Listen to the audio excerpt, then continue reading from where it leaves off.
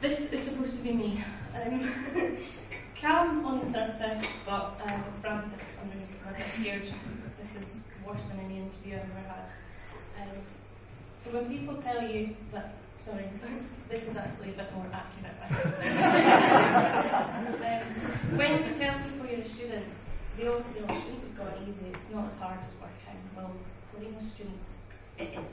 It's just as hard as a full-time job.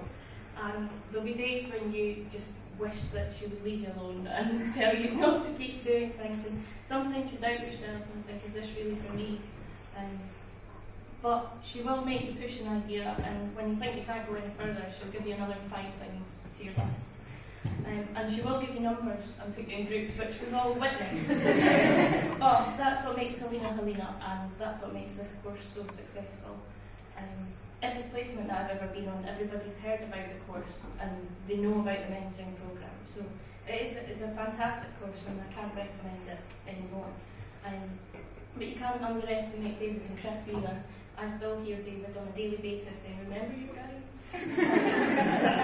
And also I've taught people that I work with some keyboard shortcuts that David taught me, and they've been in the industry for 25 years.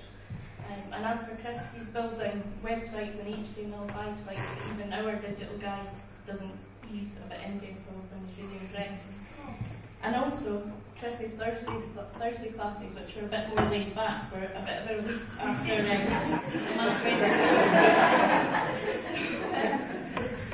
and like I said, you might get some nights where you just feel like giving up, and your mum and dad and your friends and family will see all the tears and tantrums, and you do want to give up. Your friends are out and they're buying new clothes and partying, and you're stuck in with a sketchbook. So, but my advice to you is just keep going, and I'll tell you a little bit about how I felt after the exhibition. It's a bit like comparing it to the lead up to Christmas. There's a massive build up for something, and then after it you're left thinking, well, what do I do now? Where's Old Mince Pie? You know, so after the exhibition you're left feeling a bit lost. You don't know what to do. You've not got Helena dishing out a number and telling you which chair to sit in. So you just, you know, it's petrifying. You don't know what's coming next, and you don't know what you're going to be doing in a couple of weeks, never mind a couple of months. But the best thing that you can do is to try your best and just be yourself, get yourself out there.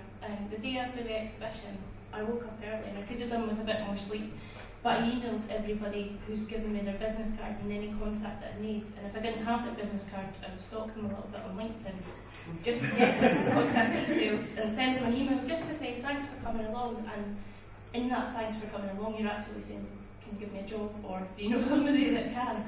And actually it was one of those kind of emails that paid off for me, because somebody from family, they didn't have any jobs going, but they passed me on the contact detail of one of the art directors at Story, and she invited me in. But the email that I sent her was very much to the point, and it's tell them who you are, what you want, and a link to your folio.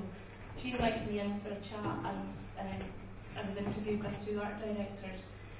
But after it, they offered me a 2-week placement, and I was really disappointed. I thought I'd prepared myself that I was going for a job interview, and I was going to either leave there with a promise of a job or some sign that they weren't looking. But anyway, I went on that placement, and I just tried my best. I asked too many questions. I brought in cakes, and I just picked everybody's brains. But I didn't make any tea, by the way. I didn't drink it.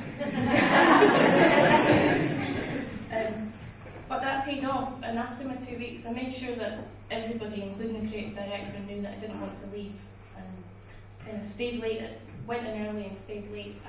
But on my last day of the placement I was offered a 3-month contract, and again it's still a bit scary, because after that 3 months you don't know if they're going to keep you. You just feel like it's a big constant test. But it did all pay off, and although it's not a walk in the park, nothing worth ever having is. So just grab every opportunity, and even if it's not what you want, or you think it's not what you want, sometimes it just works out to be that way. And I can always remember saying to myself that I wouldn't work in advertising because my brain didn't work fast enough, and that might be true, but I think I'm doing all right. That's it.